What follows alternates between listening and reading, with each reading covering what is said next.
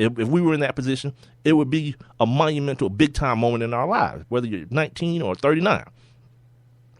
But then comes the how do we treat this? Like the next story, the next morning was Harrison will not be suspended. Like, how do you do that? like, let's say you did suspend him. What are you suspending him for? Because he's a racist? Right. I don't know if he's a racist because he's black. Said, what did he say? Right. What did he say? Well, he called Frank Kaminsky a ninja, but he's not one. Oh, he's not. Would you like to tell me what one is then? Then you just open up a whole nother can of worms. It's so, like, that's what makes it so awesome, dude. Because no one, like, for that to be the news that Harrison would not be disciplined, of course he won't. Because we've already set the precedent amongst ourselves in the black community and the white community that it's a word that white people can't use either, or many people say white people can't use either towards a black person or towards another white person. And in the same sense, a black person can use it all day long to another black person, but you never really saw this one coming. Yeah. Him use it against a white person. Then it's like, uh-oh, we didn't see this scenario coming. How do we handle it? You don't. You just let it go. The kid stepped into the plate. He called his man and was like, look, man, my bad. You know what I mean? I ain't mean to take away from your shine. My bad. You know, we'll move on. You know, they ain't got to deal with each other no more unless by some miracle they get drafted by the same team. Like, there's stories out there that these Harrison boys going to come back for their junior year. What? At Kentucky? What went wrong? You know what I mean? Like, a junior at Kentucky that plays? That don't happen. Speaking of juniors at Kentucky, Cauley-Stein, he's already like, you know what? Like, that dude was the first one off the court. He was like, I'm going. Yeah, he didn't even shake hands. Nah. Yeah, he bounced. you saw my Instagram? Y'all guys got to go to our Instagram at Sports Kings Live. I put the picture of the dude from White Man Can't Jump. He was like, you know what I'm going to do? I'm going to go to my car and get my other gun, come back, kill everybody. I was like, Cauley-Stein is like this. Yeah, he go get his gun and come back, blow everybody away. But to the game now. To the game. Now that we've had fun with the... Uh-oh, what happened? What just happened, Rob? Hit the button. And nothing happened. What? Niggas. N-E-G-U-S, niggas. Okay.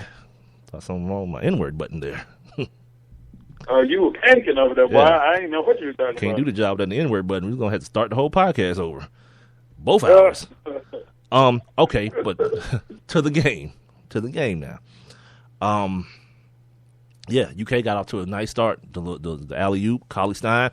I was like, yeah, they about to out-athlete these boys because, you know, the racist part of me jumped out. And I saw a bunch of white dudes going against a bunch of black dudes. And I was like, yep, this is about to happen. That dude just got over the rim and dunked without any regard to human life. Well, I forgot. White people can shoot the ball very well.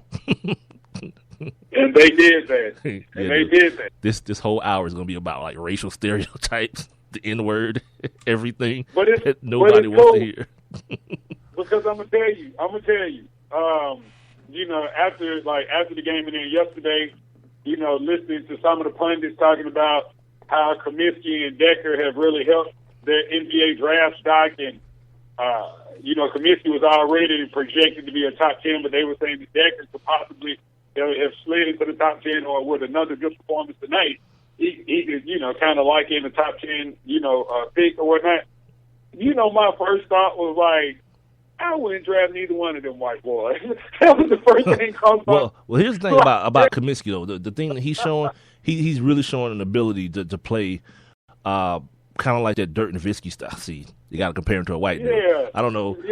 But well, what I mean is he's able to step out, hit the jump shot. Who was the last memorable white dude you remember getting drafted? I don't know. Keith Van Horn. I don't know. Keith Van Horn. Maybe Dirk. I'm saying Dirk. I'm saying maybe Dirk, right? I don't know. Maybe Dirk. So we count Dirk. I ain't know we counted foreigners. I mean, I'm just saying. I mean, just anybody of white, like Caucasian. The most racist hour of all. No, I'm just saying. But that look, dude, I can't. That was the first thing that crossed my mind when they said that. In my mind, I'm like, y'all ain't heard. Like this is the NBA. Y'all know what the N stand for, don't you? You know, like y'all ain't going top 10. Like, it's like we've like traded the Hawks, like we've traded like, Fan that's Rob the for racist Rob for Black Panther that's who the Rob. Hawks. That's who the Hawks go draft when they pick from Brooklyn. They go draft one of them. You know what I'm saying? Like, you know, like. I mean, another dude that can space the floor. Why not? Especially you got a big, you got a big in Comiskey that can stretch the floor. Then you got a wing dude in Decker. You know, I'm cool. That's what I'm saying. That's what I'm saying. The Hawks would be the one. I recognize skill, man. You know, top 10. I don't know. I think Frank has made some money though. To be honest with you, you know, I hope the people listening to this show understand what satire is and the fact that we're just messing around, but. I think he's made a lot of money, especially. Well, let me speak for myself. Then I'm messing around. Rob is like dead ass. He's like no whites at all. Rob is like me when I win the lottery. I don't know if I told y'all about this, but when I win the lottery, I'm gonna buy me a hockey team, and it's gonna be all bruhs, and they're gonna be called the N-words. They're gonna be called the Decatur N-words. They're gonna have like a big N on the front. Of the sweater, the hockey sweater, with chains around it, like slave chains around it. and make sure everybody knows you mean y'all really gonna be called the N-word, not the actual N-word. Yeah, I'm just gonna take the fine every week. Yeah, I'm just gonna take the fine every week because that's probably what they're gonna do. You got to change your name or we're gonna fine you. That's okay. I got plenty of loot. Keep it coming. I don't care. Yeah, the Decatur Ninja. Because in true N-word form, I've got to blow the money. Like, yeah, it wouldn't be N-word if I didn't blow the money. Yeah, keep finding me, homeboy, and make sure it goes up every week, too. Whatever. But no, seriously.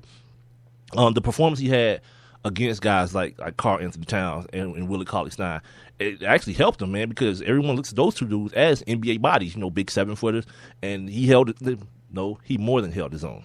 He did a lot of good things, shooting the ball down low with the drop steps. He showed a lot of NBA skill as far as footwork goes. Like, yeah, I wouldn't be mad because I don't. The thing about it is, I'm pretty ignorant at this point as far as the NBA draft goes, as far as like the lottery and all that kind of stuff. I know a couple of dudes, like mainly the dudes that we're talking about, as far as the Kentucky guys, Comiskey, Jahlil Okafor, maybe the Winslow kid. I saw something today. I didn't even read the story that his dad believed the rule should keep him in college. It's like, Dad, be quiet, old guy. See, old guy, stop talking. Like, why do you even think that your son should have to stay in school if there's millions of dollars waiting for him somewhere else? Anyway, yeah, whatever. That's sad. Anyway. That's sad. He couldn't be my daddy. Yeah, that's well, sad. I mean, while we're having a racist hour here, or an hour full of race talk, that's part of our culture, though, man. That we get taught that, like, you got to get that education, and then it sticks with our parents, and our parents try to drill it into us. When a lot of times, like I got buddies, well, not buddies. I know people who, you know, white people who didn't want to go to college, and they had other plans. And a lot of them, what they did was, or some of them, let me say a lot of them, some of what they did was they went and got like pilot's licenses. And what they would do is work at these little those small private airports and like fly people like from Atlanta to Jacksonville or like to Tallahassee. Mm-hmm. It's like it make money. Yeah, the little charter, the right. business flight. Right, and then later on go to college if they felt like it. But they had a plan. They told their parents, "This is what I think I might want to do," and they went forward in that direction first. But in our community, it's more of, you know, you got to get out of here. You got to go to college. When now the economy says you can't even get no real job coming out of college. Like, you won't leave college and go right back to your mama's house. The way stuff is now. Mm-hmm. Anyway, that's just my social commentary for the night. We'll be back to some more race talk here. Just a second. Hey, looking at this 2015 mock draft from NBADraft.net. Dude, right now they have Frank Kaminsky going as low as 18. That's what I thought. I thought he was in the teens. Yeah, and Sam Decker is actually at number 9 going to Charlotte. Wow, so Decker's a better prospect than as far as, what is it, NBADraft.net you said? As far as they're concerned, Decker's the better. NBADraft.net, and you know what? right. I mean, I can kind of see that because of the position he plays. He's a wing guy. The league is dominated by guys who can handle the ball, especially if you got a wing guy, if you got a Kevin Durant or a Carmelo or a LeBron James type guy that can handle the ball and play the wing position.